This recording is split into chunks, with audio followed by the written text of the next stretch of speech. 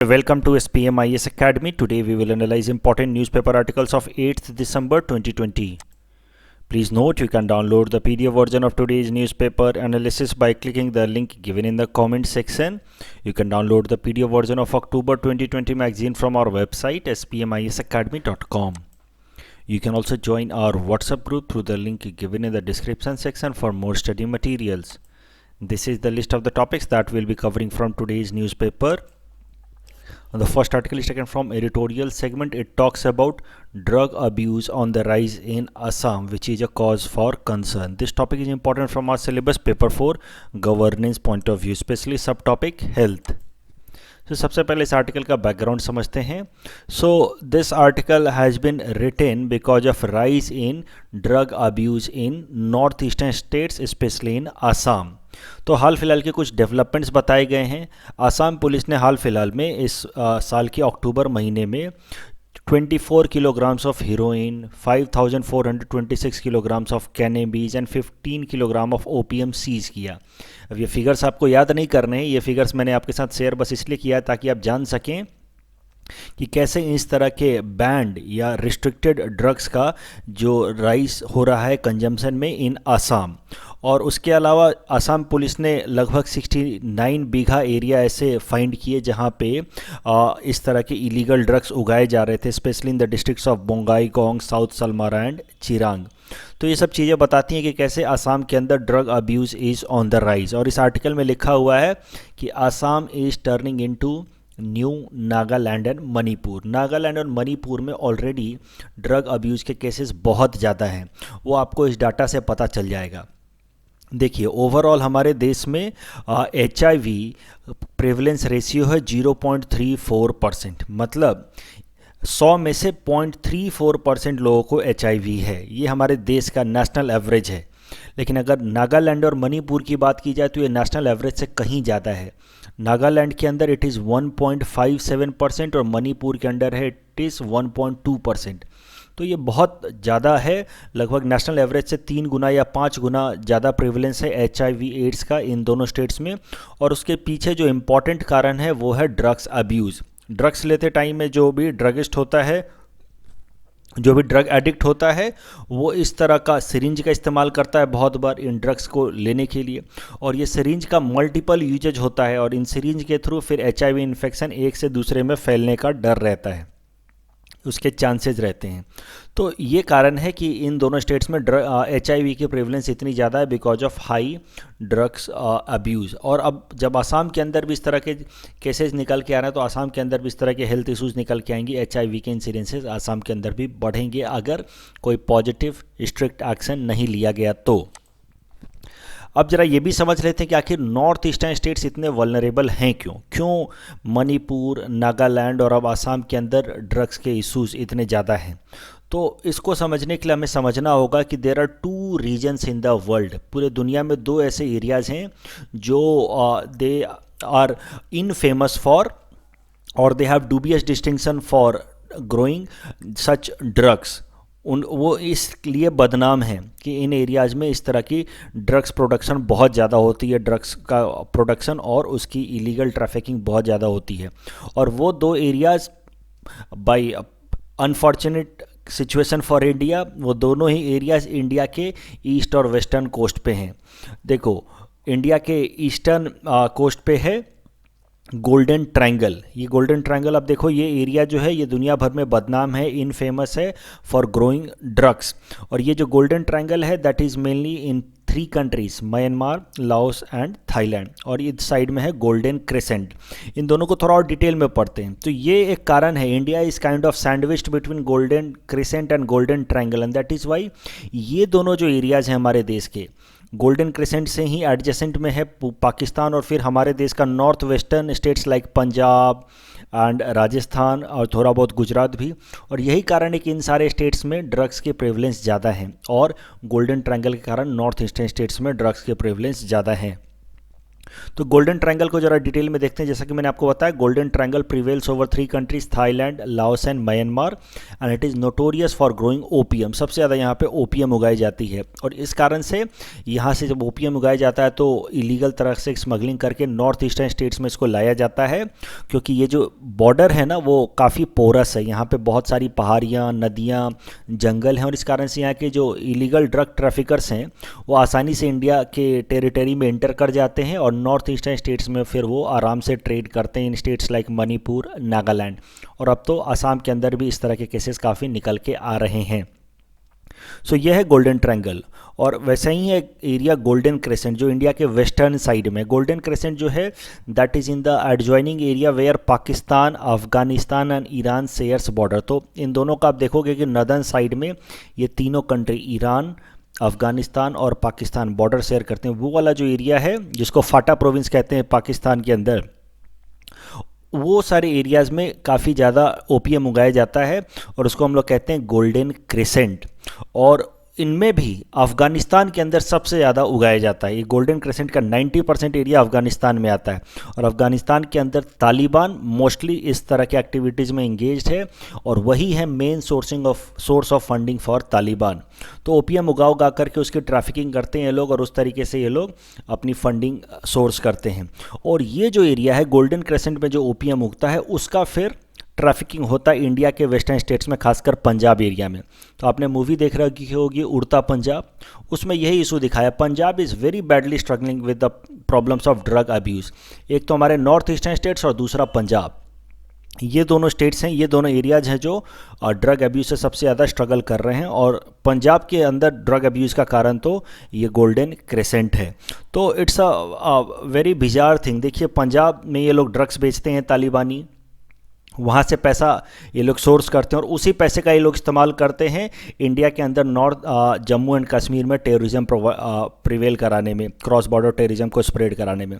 तो अगर हमने ये पंजाब के अंदर ड्रग अब्यूज़ को एक हद तक रोक दिया, तो बहुत हद तक हम लोग जम्मू एंड कश्मीर के अंदर टेररिज्म के प्रॉब्लम को भी रिजॉल्व कर पाएंगे, क्योंकि तालिबान की फंडिंग का एक मेजर सोर्स रुक जाएगा। So we should need to see this drug abuse from India's internal and external security point of view as well. अब जरा ओवरऑल देखते हैं कि ये ड्रग अब्यूज़ का, इस तरह के जो ड्रग एडिक्ट्स होते हैं उसका हमारे देश के ऊपर ओवरऑल क्या क्या निगेटिव इम्पैक्ट पड़ता है। तो अलग अलग तरीके से इनका हमारे देश के ऊपर निगेटिव इम्पैक्ट पड़ता है। इकोनॉमिक इम्पैक्ट है, ज़्यादातर यूथ इस तरह के ड्रग अब्यूज़ में इंगेज्ड होते हैं, और इस कारण से उनका physical, mental, moral, intellectual decay होता है, हर तरीके से वो डिस्ट्रॉय हो जाते हैं। और उसके बाद rather than becoming demographic dividend they become a burden. उनकी जो पोटेंशियल है वो तो बर्बाद हो ही जाती है, उसके अलावा अब इनको डी एडिक्शन सेंटर में डालो, रिहेबिलिटेशन सेंटर में डालो, ताकि ये वापस से अपनी लाइफ नॉर्मल तरीके से स्टार्ट कर सकें। तो ओवरऑल ये एक इकोनॉमिक कॉस्ट बन जाते हैं देश के लिए, rather than becoming economic productivity, bringing productivity और becoming economic asset, they become an economic liability. उसके अलावा सिक्योरिटी इशूज़ भी क्रिएट करते हैं ये लोग, क्योंकि देखो ड्रग्स तो फ्री में आएगा नहीं, उसके लिए पैसा चाहिए।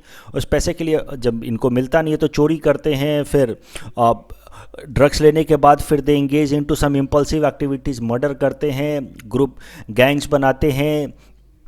तो इस तरह के सिक्योरिटी चैलेंजेस आते हैं। और एक तो security challenge, external security challenge तो मैंने आपके साथ डिस्कस कर ही लिया कि how drug trafficking is major source of finance for terrorism. खासकर तालिबान के केस में मैंने आपको बताया कि गोल्डन क्रेसेंट से तालिबान उगाता है ड्रग्स, पंजाब में बेचता है, और उसी पैसे का इस्तेमाल करता है जम्मू एंड कश्मीर में टेररिज्म को फैलाने के लिए।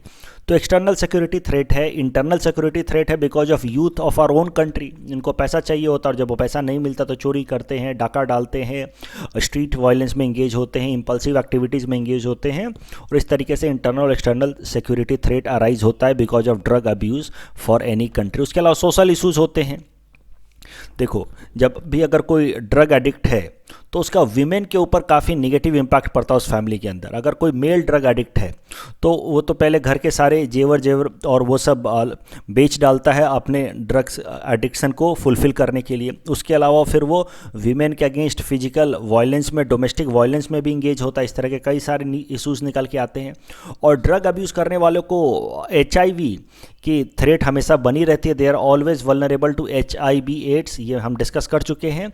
और फिर अगर एक मेल काउंटर काउंटर पार्ट को HIV एड्स का इन्फेक्शन हो जाता है तो वो इन्फेक्शन फिर फीमेल को स्प्रेड होने के चांसेस ज़्यादा होते हैं, फिर बच्चों को भी स्प्रेड होते हैं। तो इस तरीके से एक ड्रग एडिक्ट बस अपने लिए डेंजरस नहीं है, वो अपने फैमिली के लिए डेंजरस है, सोसाइटी के लिए डेंजरस है और पूरे देश के लिए डेंजरस है। उसके अलावा हेल्थ इश्यूज़ तो हैं ही हैं। ड्रग्स एडिक्शन के कारण HIV, hepatitis B, hepatitis C या ट्यूबरकुलोसिस, इन सब के एडिक्शन होने का और इन सब का प्रेवलेंस इंक्रीज होने का हमेशा थ्रेट बना रहता है ड्यू टू ड्रग एडिक्शन। क्या क्या सॉल्यूशंस हैं, अगर कभी इस पे सवाल आ जाए तो हम क्या क्या लिखना है हमें, वो ज़रा देखते हैं। हमें लिखना है कि we need to adopt multi dimensional approach to solve the problem of drug abuse. आप देखिए, जब भी कोई आंसर लिखें तो वन डायमेंशनल तरीके से ना लिखें, आप उसको पॉइंट फॉर्म में लिखिए और अलग अलग डायमेंशन से अपने आंसर को लिखिए।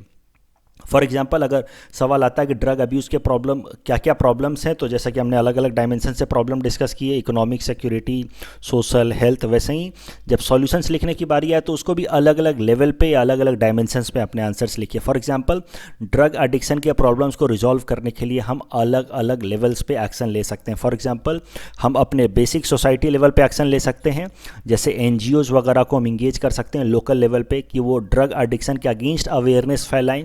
उसके अलावा स्कूल्स में या डेली वेज वर्कर्स के अंदर एक तरह का अवेयरनेस जनरेट किया जा सकता है। तो जो हाई इम्पैक्ट एरियाज हैं, खासकर देखो स्कूल के जो बच्चे होते हैं 8th 9th से लेकर के 12th तक के स्टूडेंट्स होते हैं, they are mostly vulnerable to this drug addiction. उसके अलावा डेली वेज वर्कर्स, इस तरह के ग्रुप्स को आइडेंटिफाई किया जाए और उनके अंदर अवेयरनेस डेवलप करने की कोशिश की जाए एट सोसाइटी लेवल। तो जैसे ग्राम पंचायत है या म्यूनिसिपल एरियाज हैं, वो लोग काम करें, लोकल लेवल पे काम करें, NGOs को इंगेज करें ताकि एक तरह की अवेयरनेस जनरेट हो अगेंस्ट ड्रग एडिक्शन। दूसरा, फिर लीगल मेजर्स अपनाना चाहिए। भारत सरकार ने ऑलरेडी कानून बनाया हुआ है इसको लेकर के। लीगल मेजर्स, भारत सरकार का कानून है जिसका नाम है national drugs and psychotropic substance act of 1985। उसके हिसाब से ड्रग्स लेने वाले या बेचने वालों को 10 साल से लेकर के 20 साल तक की सज़ा हो सकती है और 1 लाख से लेकर के 2 लाख तक का फाइन लगाया जा सकता है। अब ये इतना स्ट्रिंजेंट कानून है, इतना स्ट्रिक्ट कानून है कि 20 साल तक की सज़ा हो सकती है, फिर भी खुलेआम ड्रग्स बिकते हैं, वीड वगैरह तो आराम से बिकते हैं। तो इसका मतलब क्या है? इसका मतलब ये है कि कानून का, इस लॉ का प्रॉपर इम्प्लीमेंटेशन नहीं हो रहा है। So the point that you have to write in your exam is that we need to implement this law in stringent manner. उसके अलावा इंटरनेशनल एफर्ट्स भी लिए गए, इंटरनेशनल लेवल पे कोलैबोरेशन भी किया गया है।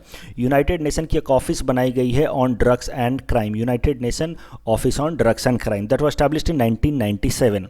इंडिया को इस ऑर्गेनाइजेशन के साथ प्रोएक्टिव तरीके से कोऑर्डिनेट करना चाहिए, ऐसा आप लिख सकते हैं, ताकि बेस्ट प्रैक्टिसेस को हम समझ सकें कि कैसे हम अपने देश में ड्रग्स एडिक्शन को कम कर सकते हैं और रिहैबिलिटेशन प्रोसेस को और इफेक्टिव तरीके से कर सकते हैं। तो इस तरह के एक्टिविटीज़ किए जा सकते हैं at social level, at national level and international level.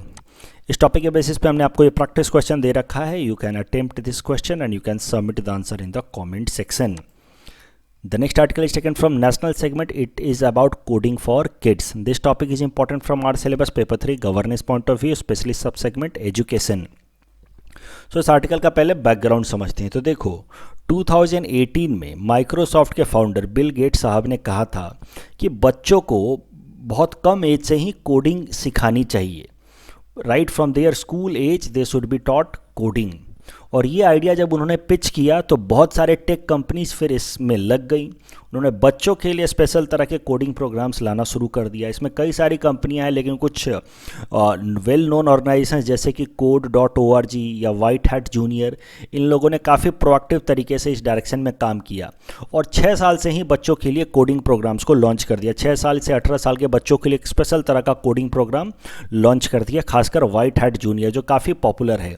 और इनका पर्पस यही है, जिस तरह से बिल गेट्स ने कहा था कि let us make coding mother tongue of young kids. तो जिस तरीके से हम लैंग्वेज सीखते हैं, अपने आसपास की बोलचाल वाली भाषा सीखते हैं, उसी तरीके से कोडिंग भी सिखा दिया जाए बच्चों को राइट फ्रॉम द बिगिनिंग, एकदम मदर टंग की तरह, इतना सिंपल कर दिया जाए। तो अब जरा देखते हैं कि इस तरह की एक्टिविटी से क्या क्या फ़ायदे या क्या क्या नुकसान हो सकते हैं। तो जो लोग भी इस आइडिया को सपोर्ट करते हैं, उनका कहना है कि जो मॉडर्न एज है, जो आजकल का टाइम है, इसमें लैपटॉप, कंप्यूटर, स्मार्टफोन्स और बच्चों को भी ईजिली एक्सेसिबल हैं।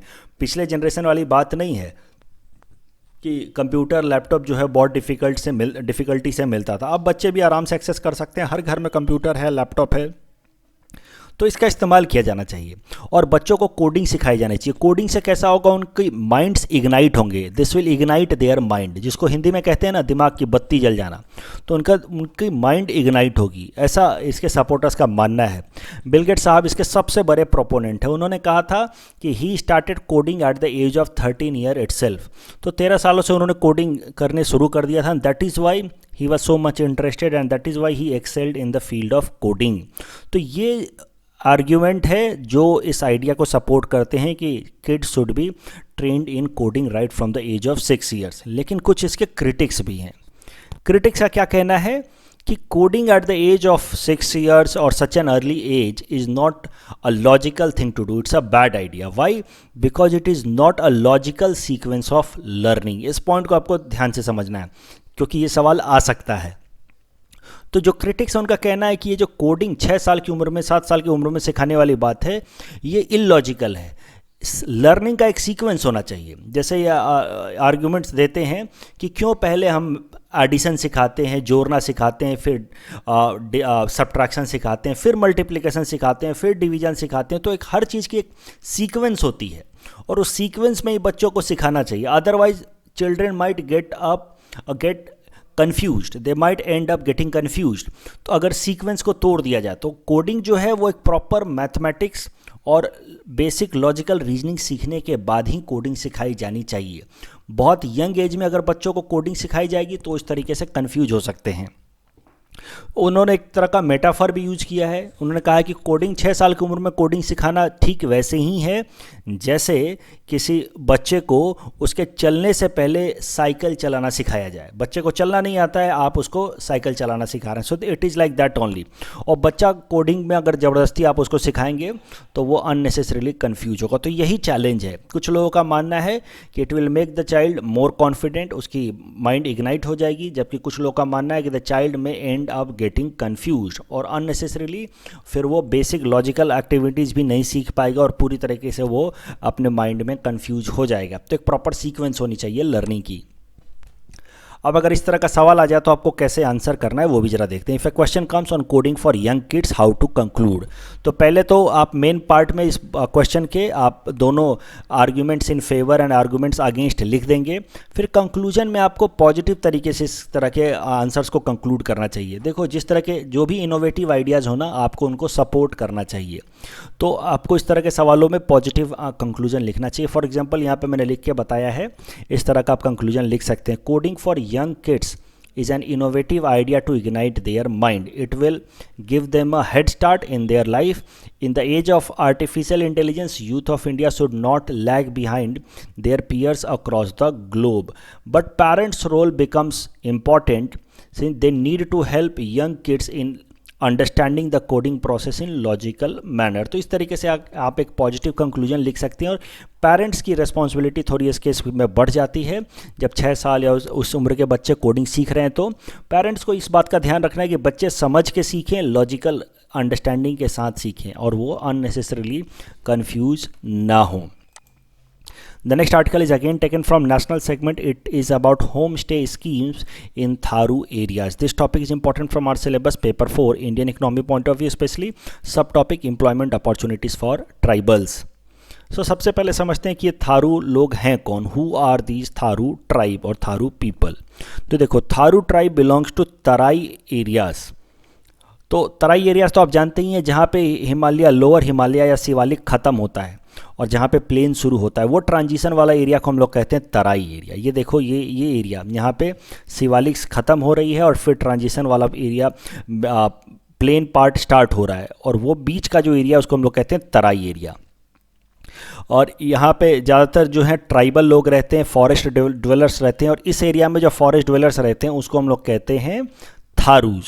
ये लोग, इनका मेन इकोनॉमिक एक्टिविटी होता है फॉरेस्ट से माइनर फॉरेस्ट प्रोड्यूस को कलेक्ट करना, जैसे हनी बी बनाना या कोई और बेसिक इस तरह की चीज़ें बनाना, तेंदू लीव्स कलेक्ट करना, या तो फिर कुछ इनमें से लोग हैं वो एग्रीकल्चर में भी इंगेज्ड हैं। इनका नाम जो थारूज ट्राइब है, that has come from the Buddhist term थावीर। बुद्धिज़्म का एक सेक्ट है थेरावाद। ज़्यादातर इसमें से जो थारूज हैं वो थेरावाद सेक्ट को फॉलो करते हैं और इसी थेरावाद टर्म से इनका नाम थारू पड़ा है। और जैसा कि मैंने आपको बताया, थारू लोग जो हैं वो कुछ नेपाल में रहते हैं और कुछ इंडिया में रहते हैं, और इंडिया के अंदर भी वो तराई एरियाज़ में रहते हैं, right from Uttarakhand, Uttar Pradesh and Bihar. तो ये देखो, यही है तराई एरिया। नेपाल और इंडिया के इन प्लेन एरियाज़ के बीच वाला जो एरिया है तराई, जहाँ पे हिमालय ख़त्म होता है, प्लेन शुरू होता है, उसके बीच का जो ट्रांजिशन वाला एरिया है तराई एरिया, वहाँ पे थारू लोग रहते हैं। सबसे ज़्यादा उत्तर प्रदेश में, उसके अलावा थोड़ा बहुत बिहार में और उत्तराखंड में है। अब करंट न्यूज़ पे आ जाते हैं। तो करंट न्यूज़ सिंपल सा है। उत्तर प्रदेश सरकार ने फैसला लिया है कि इन थारू एरियाज़ में, इन सारे तराई एरियाज़ के थारू एरियाज़ में अब वो होम स्टेज बनाएंगे। होम स्टेज आपको पता होगा, एक तरह का आप समझो कि टूरिज़्म को प्रमोट करने की एक्टिविटी है कि कोई भी जाकर के वहाँ रह सकता है, लॉजिंग फैसिलिटी है। तो होम स्टे स्कीम्स लाई जा रही है थारू एरियाज़ में। उत्तर प्रदेश सरकार इस तरह की स्कीम लेकर के आ रही है, जिसका पर्पस है कि to put Tharu village on the tourism map and create more and more jobs and bring economic independence for tribal population. तो थारू लोगों के लिए इकोनॉमिक डेवलपमेंट होगा जब वहाँ पे टूरिस्ट आएंगे तो, और वो लोग इकोनॉमिकली इंडिपेंडेंट होंगे। ये पर्पस से थारू एरियाज़ में होम स्टे स्कीम लाई है उत्तर प्रदेश सरकार। अब इसका कैसे इस्तेमाल कर सकते हैं ज़रा देखते हैं। देखो, डायरेक्टली मेंस में तो आपसे पूछा जाएगा नहीं कि बताओ थारू एरियाज़ में क्यों होम स्टे लाया जा रहा है, ऐसा कुछ आएगा नहीं। आपसे एटमैक्स ट्राइबल्स पे सवाल पूछा जा सकता है कि ट्राइबल्स के इकोनॉमिक डेवलपमेंट के लिए क्या क्या किया जा सकता है। वहाँ पर आप ये एग्जाम्पल की तरह लिख सकते हैं कि the way Uttar Pradesh government brought home stay schemes in Tharu area, similar activities could be taken up in other states. Tribal culture, tribal traditions could be exhibited to promote tourism in the tribal areas, and in this way employment opportunities of tribals should be emboldened and they should be made independent in economic sense. इस तरह का आप argument लिख सकते हैं। तो tribal पे सवाल आए तो लिख देना।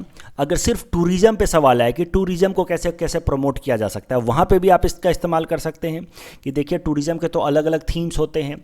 फॉर एग्जांपल नेचुरल टूरिज़्म होता है, हेल्थ टूरिज़्म होता है, स्टडी टूरिज़्म होता है। उसी तरीके से एक नया थीम है ट्राइबल टूरिज़्म, जहाँ पे ट्राइबल के कल्चर्स को एग्जिबिट करके टूरिज़्म को प्रमोट किया जा सकता है। तो हमारे देश में तो ट्राइबल कल्चर बहुत डाइवर्स है, उसका हम फ़ायदा उठा सकते हैं और हम टूरिस्ट लोगों को अट्रैक्ट कर सकते हैं। तो हमें एक नया थीम, आज तक ये थीम ज़्यादा इस्तेमाल हुआ नहीं, एक्सप्लॉइट हुआ नहीं, we need to use this theme tribal tourism in order to promote this kind of tourism in our country. इतने सारे ट्राइबल्स हैं और इस तरीके से टूरिज़्म प्रमोट होगा। जब टूरिज़्म प्रमोट होगा, ओवरऑल एम्प्लॉयमेंट जनरेट होगा और हमारे देश में फिर हमारी जीडीपी भी ग्रो करेगी और फॉरेक्स रिजर्व भी कमाएंगे अगर इंटरनेशनल टूरिस्ट हमारे देश में आएंगे। तो देखिए 2014 में पूरा एस्से पूछा हुआ है टूरिज़्म पे यूपीएससी के अंदर। तो आने वाले टाइम में इस तरह के सवाल फिर से आ सकते हैं, फिर से हो सकता है ऐसे भी आपसे पूछ लिया जाए, वहाँ पे आप इस तरीके से इसका इस्तेमाल कर सकते हैं। और दूसरा, इस टॉपिक पे आपसे पीटी सवाल पूछा जा सकता है, ऑब्जेक्टिव बेस्ड सवाल इस तरह का पीटी में आपसे पूछ लिया जाएगा। So please attempt this question and you can submit the answer in the comment section. The next article is taken from Science and Technology segment. It is about Gaganyaan mission. This topic is important from our syllabus paper for Science and Technology point of view. So Gaganyaan mission है क्या? देखिए 2018 में हमारे प्रधानमंत्री नरेंद्र मोदी जी ने independence day speech में कहा था कि बाय 2022, यानी कि जब तक हम अपने देश की आज़ादी का 75वां साल बनाएंगे बाय 2022, तब तक हम लोग गगनयान मिशन लॉन्च कर देंगे। उन्होंने 2018 के अपने स्पीच में कहा था। तो ज़रा देखते हैं कि गगनयान मिशन है क्या। देखिए नाम से ही आपको पता चल रहा है, कम से कम आप इस इमेज को देख करके तो आपके दिमाग में बैठ ही जाएगा कि गगनयान मिशन है क्या। गगनयान मिशन में ऑब्जेक्टिव है कि हम अपने देश के एस्ट्रोनॉट्स को हम स्पेस में भेजेंगे, लोअर अर्थ ऑर्बिट में भेजेंगे। ऑफ कोर्स इस तरीके से नहीं भेजेंगे, ये बस पिक्टोरियल रिप्रेजेंटेशन। ऑफ कोर्स वो स्पेस क्राफ्ट में उनको बिठा करके भेजेंगे और वो space craft lower earth orbit में अर्थ के अराउंड घूमेगा, लगभग 300 से 400 किलोमीटर की हाइट पे, और कम से कम 5 से 7 दिन ये लोग स्पेस में रहेंगे, फिर वापस ये लैंड पे आएंगे। और इसको लॉन्च करने के लिए GSLV Mach 3 का इस्तेमाल किया जाएगा। तो ये है गगनयान मिशन। काफ़ी सरल है, हमें अपने एस्ट्रोनॉट्स को भेजना है। कम से 3 एस्ट्रोनॉट्स होंगे, उसमें से एक कम से कम फीमेल होगी, ऐसा हमने फैसला लिया है। इसरो इस प्रोग्राम को लॉन्च कर रही है और 5 से 7 दिन तक हमारे एस्ट्रोनॉट्स स्पेस में लोअर अर्थ ऑर्बिट में घूम करके आएंगे। अब जरा समझते हैं करंट न्यूज़ पे आ जाएंगे। तो देखो, करंट न्यूज़ को समझने के लिए थोड़ा गगनयान को और डिटेल में समझते हैं। गगनयान मिशन को 2 फेज में लॉन्च किया जाना है। पहले फेज में ह्यूमन नहीं भेजे जाएंगे, इंसान को पहले फेज में नहीं भेजा जाएगा। First phase will B unmanned flight. पहले फेज में कैसा होगा, इस तरह के ह्यूमनॉइड रोबोट्स भेजे जाएंगे। ह्यूमनॉइड रोबोट्स मतलब इंसानों जैसे रोबोट्स, लेकिन इंसानों को पहले नहीं भेजा जाएगा। ऑफकोर्स उसमें खतरा है, पहले हमने इंसानों को भेज दिया और कुछ एक्सीडेंट हो गया तो खतरा हो सकता है हमारे एस्ट्रोनॉट्स को। तो पहले फेज में इस तरह के रोबोट्स को भेजा जाएगा। तो इसके लिए एक रोबोट तैयार किया गया जिसका नाम रखा गया है व्योम मित्र ह्यूमनॉइड रोबोट। आप देख सकते हैं इस इमेज में व्योम मित्र ह्यूमनॉइड रोबोट, जिसको भेजा जाएगा पहले फेज में, और ये जाकर के स्टडी करेंगे। पहले फेज में जब भेजा जाएगा और उसके बाद अनमैन्ड फ्लाइट्स में सारे कंडीशंस को देख लिए जाएंगे कि सब कुछ बढ़िया है, तो फिर फेज 2 में इंसानों को भेजा जाएगा। तो second phase will be human space flight programme, जिसका नाम होगा orbital module of Gaganyaan mission. और इसमें 3 इंडियन एस्ट्रोनॉट्स को भेजा जाएगा स्पेस के अंदर, उसमें से कम 1 वीमेन एस्ट्रोनॉट होंगी। ऐसा प्रधानमंत्री मोदी ने पहले ही कह दिया था। अब करंट न्यूज़ ये है कि जो फर्स्ट फेज था जिसमें ये रोबोट को भेजा जाना था स्पेस के अंदर, वो फर्स्ट फेज डिले हो गया 2020 दिसंबर में, यानी कि अभी के टाइम में फर्स्ट फेज लॉन्च किया जाना था, लेकिन कोविड-19 के कारण इसको डिले कर दिया गया कम से कम 6 महीने के लिए। तो अब इसको शायद से अगले साल जून जुलाई में भेजा जाएगा। तो इस कारण से ये न्यूज़ आई है कि ओवरऑल हमारा जो गगनयान मिशन है वो कम से कम 1 साल डिले हो गया है। So that is the news. Otherwise Gaganyaan mission हमारा अगले साल तक कंप्लीट हो जाता, लेकिन अब हो सकता है कि जैसा प्रधानमंत्री मोदी ने प्रॉमिस किया था कि हमारी आज़ादी के 75th एनिवर्सरी से पहले हम गगनयान मिशन लॉन्च कर देंगे, शायद से वो ना हो पाए। The next article is taken from Assam segment. It is about anthrax. This topic is important from our syllabus paper 4 governance point of view, especially subsegment health. So current news देखते हैं क्या करंट डेवलपमेंट हुए। तो हाल फिलहाल में 2 elephants मरे हुए पाए गए हैं in Jaipur rain forest of Dihing Patkai elephant reserve. आपने भी ये न्यूज़ ज़रूर सुन रखी होगी कि 2 हाथी इस तरह से मरे हुए पाए गए हैं हमारे दिहिंग पटकाई एलिफेंट रिजर्व में। और अब पता लगाया जा रहा है और उससे पता किया गया है, उससे we have found out that this death has been caused because of anthrax infection. तो ज़रा समझते हैं कि एंथ्रैक्स इन्फेक्शन है क्या, what is this anthrax infection. इस फिगर की मदद से समझते हैं। देखो, एंथ्रैक्स इस infection is caused by a bacteria known as bacillus anthracis. और ये जो बैक्टीरिया होता है that remains in dormant state. Dormant state मतलब इनएक्टिव तरीके से पड़ा रहता है सॉइल के अंदर लंबे समय तक। सॉइल में इस तरीके से डॉर्मेंट स्टेट में पड़ा रहता है बैक्टीरिया, जिसका नाम है बैक्सिलस एंथ्रेसिस। लेकिन होता क्या है कि अगर वो सॉइल से किसी भी लिविंग ऑर्गेनिजम्स के अंदर चला जाए, जैसे इंसानों के अंदर चला जाए या जानवरों के अंदर चला जाए, कैटल के अंदर चला जाए, तो वहाँ जाकर के वो एक्टिव हो जाता है।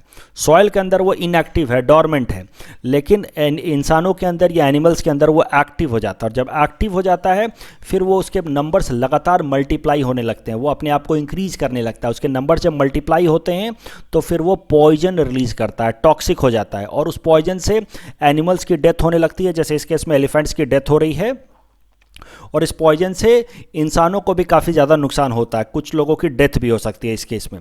तो एक बात आपको ध्यान रखनी है खाली इस एग्जाम पॉइंट ऑफ व्यू से कि एंथ्रैक्स इन जनरली सॉइल के अंदर होता है। ये जो बैक्टीरिया है इनएक्टिव होता है, डॉर्मेंट होता है सॉइल के अंदर, हमारी बॉडी में आया तो एक्टिवेट हो जाता है। ज़्यादातर ये कैटल्स में जाता है, क्योंकि कैटल्स इस तरह से जब घास खाने जाते हैं तो उनके अंदर कैटल्स में ये एंथ्रैक्स का इन्फेक्शन के चांसेस ज़्यादा होते हैं। लेकिन इंसानों के अंदर भी ये एंथ्रैक्स इन्फेक्शन हो सकता है, लेकिन that is rare. In our segment most probable PT topics for upcoming APSC, today we'll cover topic number 247 to 249. Topic number 247 is about Sputnik 5 vaccine.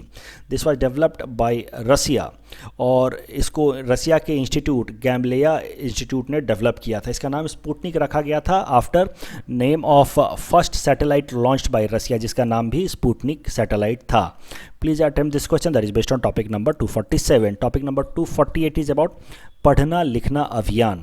इस पढ़ना लिखना अभियान में फंक्शनल लिटरेसी एंड न्यूमरेसी सिखाई जाएगी एडल्ट्स को।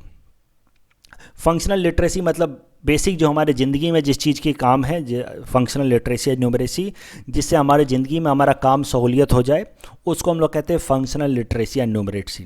तो जो भी एडल्ट्स हैं जिनकी एज ग्रुप 15 साल से ज़्यादा है, जो उनको पढ़ना लिखना बेसिक नहीं आता, उन सबको फंक्शनल लिटरेसी एंड न्यूमरेसी सिखाई जाएगी, जिससे उनके ज़िंदगी के काम अच्छे से हो सके। तो कम से कम 57 lakh non literate and non numerator adults को इसमें ट्रेन किया जाएगा from both rural and urban areas. Please attempt this question that is based on topic number 248. Topic number 249 is about Indira Gandhi Peace Prize. British environmentalist Sir David Attenborough has been conferred Indira Gandhi Peace Prize of 2019. Some of the past recipients of this award includes ISRO, that was given this award in 2014, and former Prime Minister of India Manmohan Singh was given this award in 2017. Please attempt this question that is based on topic number 249. This is the answer of question number 244 to 246 that we had given in yesterday's newspaper analysis. Today's question can be attempted by students, and you can submit the answer in the comment section. We will be sharing answer of these questions in tomorrow's newspaper analysis. कल जो हमने practice question दिया था उसका एक बार answer देख लेते हैं. Recently an MOU signed between India and US regarding intellectual property. So the correct answer will be option D. Second question, match the followings, इनमें से कौन करेक्टली मैच्ड है? तो Hayabusa was for asteroid Itokawa, ये बिल्कुल सही है. Hayabusa 2 is for asteroid ryugu and OSIRIS REx is for asteroid Bennu. So second and third गलत है. इस कारण से करेक्ट आंसर होगा option A 1 only. That's all from our side for today. Thanks for watching.